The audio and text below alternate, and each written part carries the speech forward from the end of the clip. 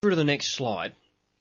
Once you've finished step 1, I then suggest that you create a mission statement for this product, a paragraph, nothing more. This was mine for when I created my e-business mastery products, the ones like you're looking at right now. To create and complete a comprehensive, notice the key words in here, a comprehensive website design and marketing training program that outlines every single step of the website building process. No omissions, no errors, no editing. I mean, look at the way I speak to you here. You're thinking, hey, this is either really, really cool. You're going, man, you're nuts. You expect me to learn when you talk to me like that? Give me a break. I don't edit what I do. I'm sitting down right now. I've got my laptop here on the desk next to me. I'm running the slideshow through PowerPoint at present on my main PC. I got the microphone there. I got a glass of Coke next to me. The phone's got the answering machine on. The door's closed and the cat's outside. This is the way I record these things because you don't actually have to go to recording studio. Now, I've done that before. I've been to the local radio station, gone to the recording studio. It's hard work. Costs a heck of a lot of money as well, but that's not the problem. The problem is, if I can do this working from home, I know you can do and duplicate what I do in some fashion. And if I make a mistake, tough! Because, yeah, I do make mistakes. And I know you do as well. So there's no editing. That was my mission statement for e-business mastery. What's yours going to be for your product? Okay, go through the next slide for me. Step 2. We've compiled things. We've got our notes. Now we're going to do some more research, some more review, research, review, revision, research, review, revision, research, review. Get the idea? I want you to do as much research as you can on your possible area in the allotted time that you've given to yourself and just take copious bullet point notes. Again, we're still just taking the notes. Or, oh boy, the scary, remember the right review that we covered earlier? Very first one. Or you can just simply write the sales copy for this product first. That's a great way. You want to find out what's going to be inside your product that you're selling? Write your sales copy. When you're finished, you go, hey, this looks pretty darn good. Now I know what to write. Step 3 on the next slide, we then go back to the write create. Write create, write create. Do it in chunks. By that I mean, here's a block of 1 hour. Start writing the book. Start writing it. You know enough about the subject now. Start writing it. Don't stop. Don't edit it. Just do it like I'm doing right now. I've got my notes. I've got my bullet points. They're right here in front of me in this PowerPoint presentation. And I set aside an hour each day to record these. I'm not going to stop till each one is finished. I'm not going to edit them. I'm just going to do it. You need to do the same, whether you're writing with your voice, as I am to you right now, or writing with your hands, with a pen, or with a keyboard. I suggest that, well, in this day and age, you really do have to do it straight at the computer just from a time-saving point of view. But if you can get someone to transcript your notes for you, certainly do it freehand because the creative process is better. When you're doing your bullet point notes right up the front, absolutely always do them freehand. Paper and pen. Okay? Step 4, next slide. Send an email. Your choice. Send me an email or say goodbye to the duck. Okay. Step 4 is simply to take a break. And right now, I'll just give you some nice elevator music while we have a break. Okay, that's not nice elevator music, is it? But it's a break. It's a chance for you to think, Paul, you're crazy. But your mind is taking a break. And that's what you need to do. Go away. Do something. Once you finish writing your product, writing your book, take a break of a couple of days. Absolutely, a couple of days. Go away from it. And then come back to it to step 5 on the next slide. What you want to do now is start organizing everything, like, into your chapters, into your page things. Start throwing away some of the work that you've done. You want to begin to edit it, reread it through, tighten it up. If you need to, read it out aloud to yourself. If you're doing your own editing, and I recommend that you don't, get someone else to edit. At least the first time you can do it yourself, second, third, before the final proof, certainly get somebody else to do it. But reread it and read it out aloud to yourself so you can hear how it sounds. Then what I want you to do, and this might sound crazy, but this is important, I want you to delete the opening and then delete the ending. Huh? What do you mean by that? Well, let's click through to step 6 and we'll have a look. After you've then taken another break, and the breaks are important here to allow your mind to come back renewed, refreshed. Rewrite the beginning and then rewrite the ending. See, chances are that when you began this, you started it, well, at the start, and you finished at the finish, because that's what people do. But along the way, things change, don't they? Once you've completed everything, then you want to rewrite the beginning and rewrite the ending. It's exactly what I've done with these. The very first presentation. I know what's going to be in it, but I haven't recorded it yet. I'll do it at the end when I know what's going to be in it. And then you edit it again, second time round. Get people to edit it for free. How do you do that? You give them a review copy. Hey, can you help me out with this new book I'm writing? You're writing a book? Yeah. Say, would you like to have a look at it for me? I need some help just editing and tightening it up. Now, this would be wonderful if you could get people in the marketplace it'll be sold to, get some direct feedback. That's beautiful. Get it out to a couple of your existing customers. Some that are so good you don't care whether they buy it or not. Give it to them for free. Get them to review it. Get them to edit it. This is the important thing. Okay, step 7. Polish it up. Final editing. Publish it. How do we do that? The main options are the PDF documents, the EXEs. Here's what I mean. PDF is, for example, Adobe Acrobat. The extension would be .pdf. It's a PDF file, online paper book. Or the .exe downloadable. Now the EXE, we do it different ways for security, and you've got to look at the security options here. PDFs can now be secured in such a way that you need a password to even open them, and people can't copy and paste the text. That's very important. With an EXE product, much easier to do that already, but the EXE, the downloadable self-executable, probably won't run on a Macintosh. So the PDF, of course, will work with all computer platforms. The EXE won't. You need to decide these things for yourself as to what you're going to be doing here.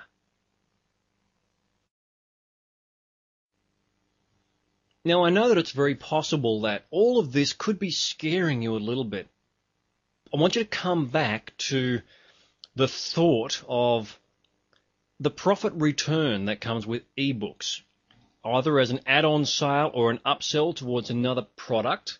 The simple fact that once it's written, there are no ongoing costs or time at all. So have a look at the next slide, and let's just go through some of the roadblocks. The roadblocks to success.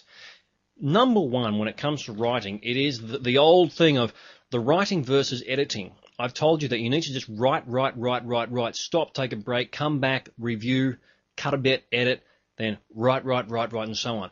If you try and edit as you're going, the quality of the product just won't be as high, because the creative process within your own mind it'll be squashed. Okay, it's not the word I'm looking for, but it'll do. You don't want to limit yourself and squash the creativeness of the mind, which is an amazing thing. Another problem is not setting aside blocks of time. You can't just do 5 minutes here, 10 minutes there, 20 minutes here. You need at least 1 hour block to write and let that creativeness flow. Another problem is, of course, many people will try and write to the masses. They'll try and write to everyone, make everybody happy. You can't make everybody happy. Write this just to one person. Imagine you're writing this for only one individual on the planet. Only one person will ever purchase this. You know who it is. You know what their problem is. You know you've got the solution, and you're going to write it down for them. Do it that way. Don't write to everybody. The writing critic, well, that's you. Or perhaps it's your partner, your husband or your wife, your children, your teacher from high school many, many years ago. Ignore them. Forget about the writing critics. You can do this if you think you can. Now, I know that you can do this. I believe you can because I'm showing you how. All you need to do is grab hold of some of my belief and follow it through. Next slide. Some more strategies, different ideas that you can take towards the composition, the content of your ebook. Number one is the letter style. I read, it was a long time ago. It was a book, I think it was called The Screw Tape Letters. And this was a paperback book long before the internet was even around, showing my age. And it was just a series of letters that someone had written to another person. And of course, it was a fictional story, but it was written as if they were all letters. Another great way to put together it would be your special reports, top 10 list. People love reading top 10 lists with an explanation of what's underneath them. It could be a series of articles, a series of top 10 lists. I have one of those myself coming out shortly. Storytelling, that third person point of view, the story of watching what happens, or of course it could be first person point of view, what's happening with you, but actually as a story, not a factual thing. An audio ebook, my favorite, because I love talking. Now the truth is, I hate typing, so therefore I talk. Okay, there's a little secret, don't let that one out. Next slide, please remember this. Most people, this is interesting, most people can't type at the speed that they can think. Would you agree with me on that? I'm sure you would. I know I absolutely cannot type at the speed that I think. One of the reasons why I also do it in audio. So what is the solution? Tell me something. What would be the solution? Simple solution would be to record it and have someone else transcript it for you. Again, something else which I do. Or if you're doing blocks and just writing bullet points, you summarize, say, each paragraph in the storytelling fashion, and then you put it together afterwards. Go through the next slide for me. There are some differences that you need to understand before you put this ebook product together. The differences about reading, how people read on the computer versus how they read in a paperback book. White space. Without making the spaces between your lines huge, you do need to space them out a little. I'd suggest double spacing or perhaps 1.5 at the least. The line spacing between the lines to make it easier for read. Use lots of bullet points within an ebook so people can read them on their computer easily. Also use 12 to 14 point text. Do not use 10 point, which is often standard. That small text that you get in a paperback novel, forget about it. People can't read that on the internet. And some of them don't know how to zoom in. So, therefore, you need to make sure that these things are well and truly covered. Next slide, we've got some more consistency. Be consistent with your format. Now, that of course, will come about in the final editing section. You need to be consistent with what you're doing. And please, don't use the cute clip art, all right? I'm talking about the little duck that I had a few moments ago. That's a good example of take a break, but don't use it in a book. Keep it simple, black and white. Yeah, forget about too much red text, green text, yellow text. You're not Dr. Seuss here. You don't need to have multiple colors. Black and white is easiest to read. Perhaps for the headline, something slightly different, a very dark blue, dark maroon type red, but keep it simple. Always have headers and footers, page 1, page 2, page 3, copyright, your name, etc., etc. Some people will print this out, and their printers don't always print them in order. Now, my printer's set up beautifully. It'll always, if I'm printing a 10-page document, it will print out page 10 first, followed by page 9, 8, 7, 6, 5, and so on. Not everyone's will do that. And if you don't have the page numbers on the header and footer, they're going to get confused. Little things can make a big difference. Now, the next slide, here we go. Oh, boy, time to make some money. You ready? Yeah, let's rub those hands together. Make some money. Hey, even if you only make $1,000 a month extra for nothing, which it practically will be once it's done, that's good. The name of the book says it all. The very first ebook I created was called Website Magic. What do you think that's about? Website Magic. Another one, Internet Marketing Mastery. What do you think that's about? Or The Ultimate Traffic Secret. Now, of course, I teach these, as I'm teaching you right now, that's what I do, I teach. I'm not suggesting that you try and get into the same industry that I am. I've been here for many years, well established. Remember the formulas from way back in the beginning about finding those niche markets. So the name says it all. Get some suggestions. Get half a dozen names together and ask people what they think about them. And then you need some fantastic sales copy. And if you're not yet able to write the sales copy yourself, pay someone else to do it. Or better yet, watch the sales copy tutorial and start practicing. Look, the most important thing is whether you're doing this work yourself or whether you're paying somebody to do it, you need to understand how to make it work, because often the person you're paying, they won't understand it fully.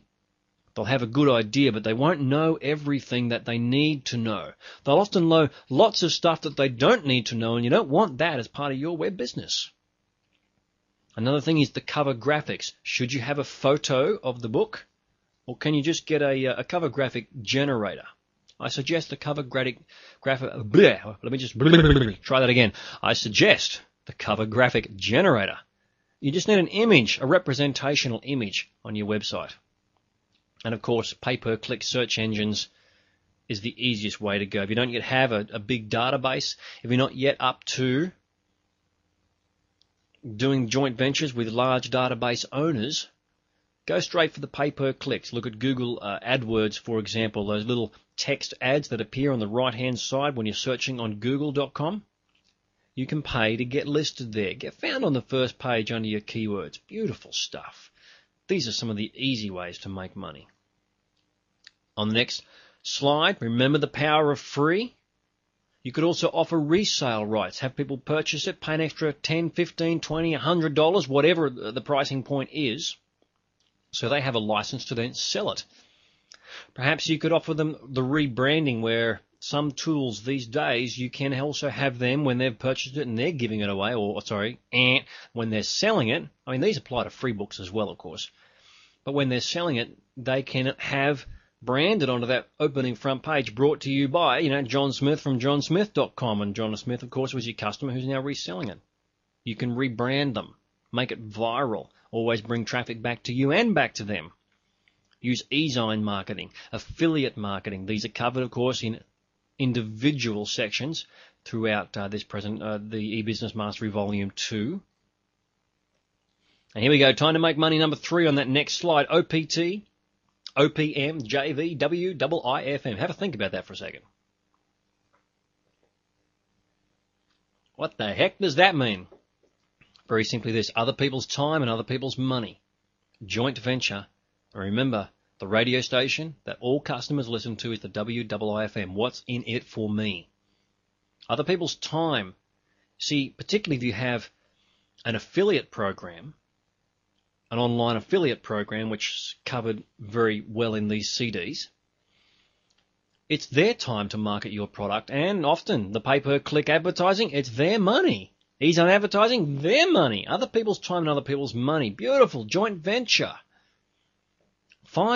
Build the confidence, dare to dream that with a joint venture, you could have a big list owner run advertising with you for nothing. You simply pay them a share of the profits.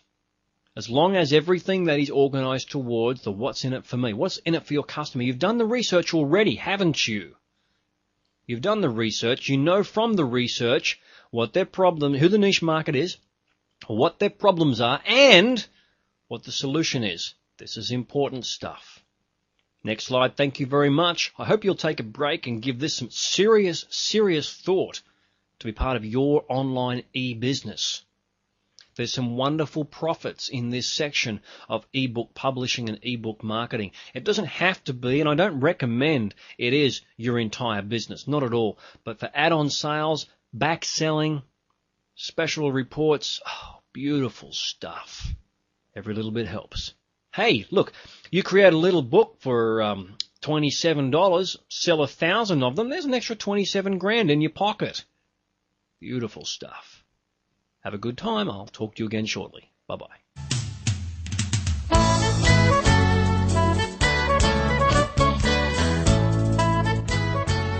This training seminar has been brought to you by Home Business Mastery. www.paurbars.com. application without authorization is strictly prohibited.